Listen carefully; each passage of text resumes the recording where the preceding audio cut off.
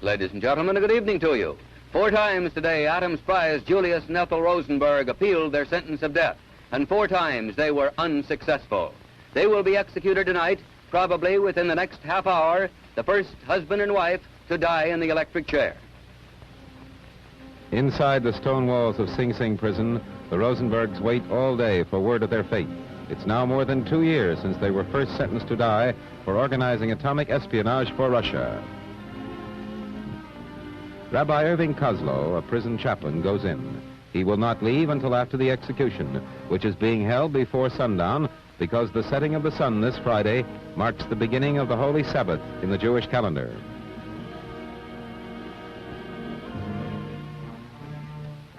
A matron, Mamie Creighton, comes out after seeing Ethel Rosenberg. She says the woman refuses to believe she's going to die, insists she is innocent. State troopers surround the prison to prevent demonstrations. Again, there are none. The hours pass slowly. Julius Rosenberg, now 35, his wife Ethel, now 37, married 14 years and 1 day, parents of 2 boys, tonight dined on hard-boiled eggs, macaroni salad, and tea. There was no time for the usual last meal.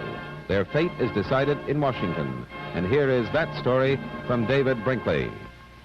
In these last minutes before the Rosenbergs are electrocuted at Sing Sing prison, here's how in Washington today their attorneys went through the last possible legal maneuvers to save them. It began at noon at the Supreme Court. Normally quiet, but today surrounded by groups of the curious. The court met at noon. At 12:06, it announced a decision to end the Rosenberg stay of execution. That was the stay granted 2 days ago by Justice Douglas. That seemed to be the end, but it wasn't. Their attorneys promptly asked for another stay while they appealed to President Eisenhower again for clemency. The court said it would consider it. Meanwhile, the lobbyists who came to Washington to work for the Rosenbergs kept up their parade in front of the White House.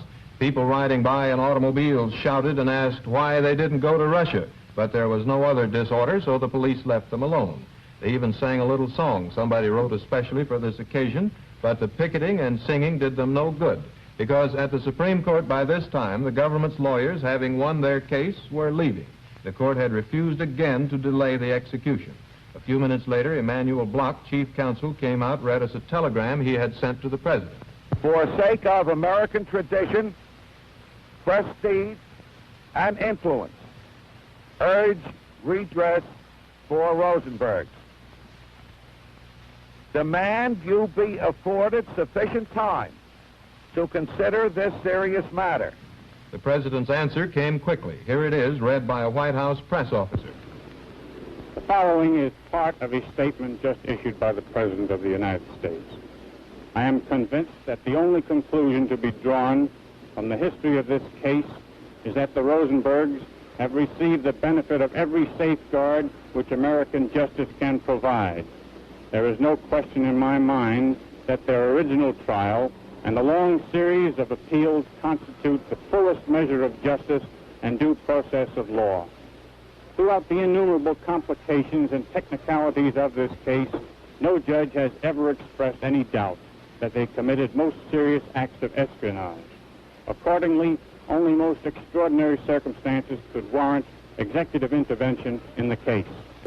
When democracy's enemies have been judged guilty of a crime as horrible as that of which the Rosenbergs were convicted, when the legal processes of democracy have been marshaled to their maximum strength to protect the lives of convicted spies, when in their most solemn judgment the tribunals of the United States have adjudged them guilty and the sentence just, I will not intervene in this matter. The president and the attorney general were standing by to the last in case the Rosenbergs decided at the last minute they wanted to talk.